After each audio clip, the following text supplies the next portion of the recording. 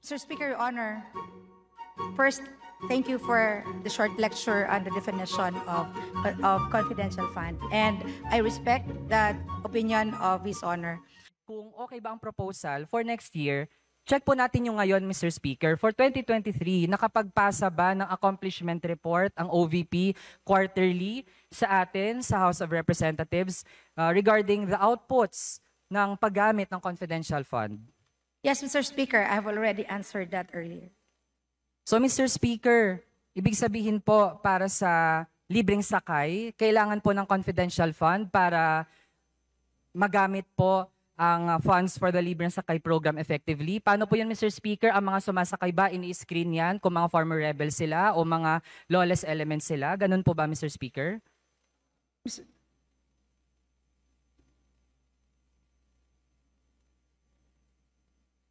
Mr. Speaker, Your Honor, the proposal for confidential fund is not for the implementation of Libreng Sakay, but for its monitoring and surveillance, because the OVP aims to bring its programs to other areas with a vision to target poverty reduction, threats to peace and order, and therefore, again, it's not directly used for the implementation of Libreng Sakay, but it is used for assessment, surveillance of the implementation of the program. Mr. Speaker, Your Honor. Mr. Speaker, yan din po ang sinasabi ng ibang mga ahensya. Halimbawa po ang mga nagkakonduct ng mga assistance programs, tapos mismo, Mr. Speaker, ang mga intelligence agencies. So kung yan po ang natitirang rason ng OVP to justify confidential funds, again, redundant talaga, Mr. Speaker. Tapos sobrang inefficient, Mr. Speaker, na para magawa ang mga programang ito, kailangan ng napakalaking confidential fund. Nasa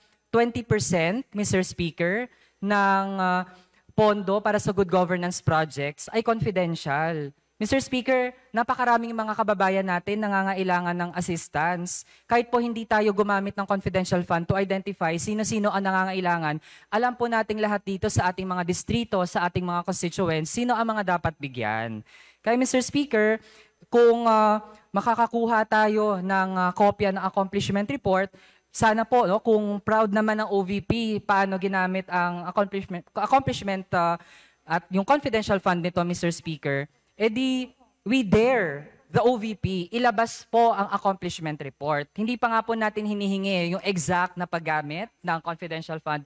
Kahit accomplishment report na lang po, Mr. Speaker, na naging effective ang Libreng Sakay program, ang Magnegosyo Taday program, naging effective ito dahil sa confidential fund. Would the OVP provide us copies of the accomplishment reports?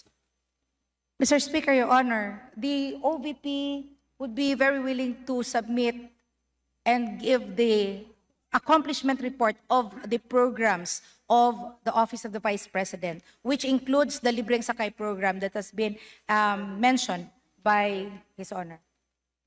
Sige, Mr. Speaker, dapat po sa accomplishment report reflected doon. Ano ang naging value ng confidential fund? Ano ang diferensya kung may confidential fund o wala? Kasi Mr. Speaker, as it seems, it actually won't make a big difference, Mr. Speaker, lalo kung ang daming mamamayan nangangailangan. Kung yung 500 million po, baka Mr. Speaker, makumbinsi pa ako. Kung yung 500 million, dinagdag po yan talaga for the medical assistance o for burial assistance, Mr. Speaker. Pero kung hiwalay pa siya, hindi naman transparent paano ginamit, then Mr. Speaker, our doubts will linger. Now, Mr. Speaker, ito po, we started with 2024, 2023, ito na po, 2022 confidential funds. Mr. Speaker, balikan lang po nating lahat. When we say confidential funds, confidential, this comes from the Latin word, confidentia. From, ang root pa nun, confidere, which means to have full trust or reliance. Mr. Speaker, ang pagiging confidential, hindi po yan nakabatay sa pagiging sikreto nito. It is based on how some group trusts kung sino yung taong pagbibigyan ng confidential funds, Mr. Speaker. Kaya, we remind the OVP, Mr. Speaker, na hindi siya entitled sa confidential funds kung self-entitlement lang ang batayan, Mr. Speaker. The entitlement must come from express allocation by Congress, Mr. Speaker. Hindi iilang tao lang. Ang confidence na yan, Mr. Speaker, dapat manggaling sa mamamayan, through their delegates, through us, Mr. Speaker, tayo sa Kongreso. Kaya, Mr. Speaker, gina-justify ang paggamit ng confidential fund dahil ito naman daw ay galing sa contingent fund. Mr. Speaker, sa provisions for contingent fund, ano ba dyan ang mga examples ng pwedeng paggamitan ng contingent fund?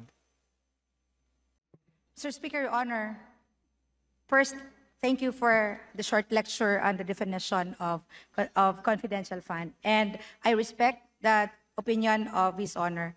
While the question on contingent fund lies on the office of the DBM in terms of its technicality, for purposes of presentation, allow me to read the definition of contingent fund. Contingent fund covers the funding requirements of new or urgent activities or projects of national government agencies, GOCCs, and LGUs that need to be implemented or paid during the year, such as, but not limited to the following: legal obligation of the government arising from final and executory decisions of competent authorities, such as compromise agreements, arbitral awards, mediation settlement agreement, and professional services in connection thereto. Second, requirements of newly created offices. And third, deficiencies in the appropriations for local and external travels of the President of the Philippines. Mr. Speaker, Your Honor. With that, Mr. Speaker, sa tatlong nabanggit na examples, meron po ba diyang confidential?